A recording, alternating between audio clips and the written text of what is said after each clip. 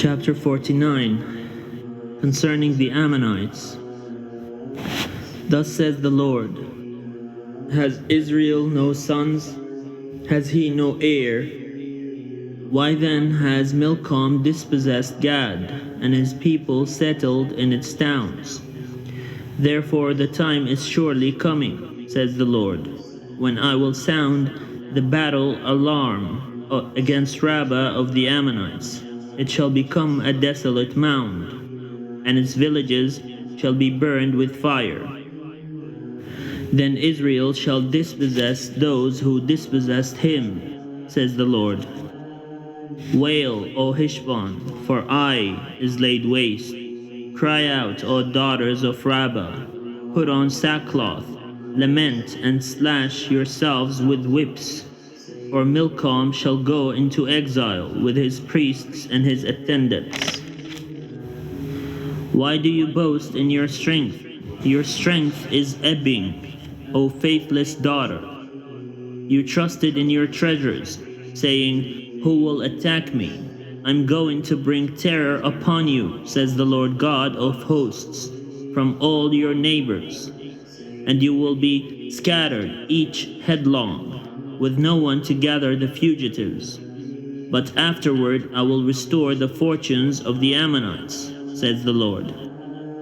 Concerning Edom, thus says the Lord of hosts, is there no longer wisdom in Teman? Has counsel perished from the prudent? Has their wisdom vanished? Flee, turn back, get down low, inhabitants of Dedan, for I will bring the calamity of Esau upon him, the time when I punish him. If grape gatherers came to you, would they not leave gleanings? If thieves came by night, even they would pillage only what they wanted. But as for me, I have stripped Esau bare. I have uncovered his hiding places, and he is not able to conceal himself. His offspring are destroyed, his kinsfolk and his neighbors, and he is no more. Leave your orphans, I will keep them alive, and let your widows trust in me. For thus says the Lord, if those who do not deserve to drink the cup still have to drink it, shall you be the one to go unpunished? You shall not go unpunished, you must drink it. For by myself I have sworn, says the Lord, that Bozrah shall become an object of horror and ridicule, a waste, and an object of cursing, and all her towns shall be perpetual wastes. I have heard tidings from the Lord, and the messenger has been sent among the nations.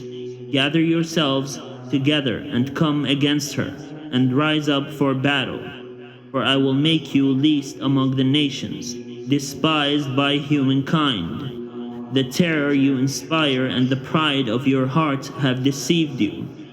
You who live in the clefts of the rock, who hold the height of the hill, although you make your nest as high as the eagles, from there I will bring you down, says the Lord. Edom shall become an object of horror. Everyone who passes by it will be horrified, and will hiss because of all its disasters, as when Sodom and Gomorrah and their neighbors were overthrown, says the Lord. No one shall live there, nor shall anyone settle in it. Like a lion coming up from the thickets of the Jordan against a perennial pasture, I will suddenly chase Edom away from it, and I will appoint over it whomever I choose. For who is like me? Who can summon me? Who is the shepherd who can stand before me? Therefore, hear the plan that the Lord has made against Edom, and the purposes that he has formed against the inhabitants of Teman. Surely the little ones of the flock shall be dragged away. Surely their fold shall be appalled at their fate. At the sound of their fall the earth shall tremble. The sound of their cry shall be heard at the Red Sea. Look, he shall mount up and swoop down like an eagle and spread his wings against Bozrah, and the heart of the warriors of Edom in that day shall be like the heart of a woman in labor. Concerning Damascus, Hamath and Arpad are confounded, for they have heard bad news. They melt in fear. They are troubled like the sea that cannot be quiet. Damascus has become feeble. She turned to flee, and panic seized her. Anguish and sorrows have taken hold of her, as of a woman in labor. How the famous city is forsaken, the joyful town. Therefore, her young men shall fall in her squares, and all her soldiers shall be destroyed in that day, says the Lord of hosts. And I will kindle a fire at the wall of Damascus, and it shall devour the strongholds of Ben-Hadad. Concerning Kedar and the kingdoms of Hazor, that King Nebuchadnezzar of Babylon defeated. Thus says the Lord, rise up, advance against Kedar.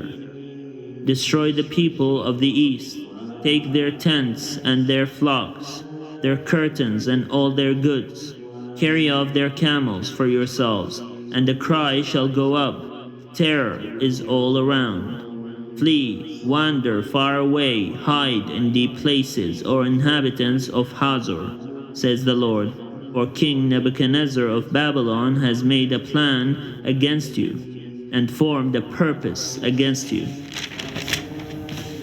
Rise up, advance against a nation at ease that lives secure, says the Lord, that has no gates or bars, that lives alone. Their camels shall become booty, their herds of cattle a spoil. I will scatter to every wind those who have shaven temples, and I will bring calamity against them from every side, says the Lord. Hazor shall become a lair of jackals, an everlasting waste. No one shall live there, nor shall anyone settle in it. The word of the Lord that came to the prophet Jeremiah concerning Elam, at the beginning of the reign of King Zedekiah of Judah.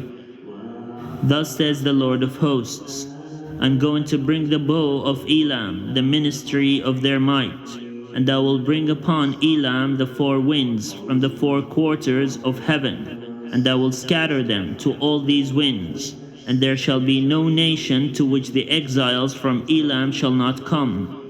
I will terrify Elam before their enemies, and before those who seek their life.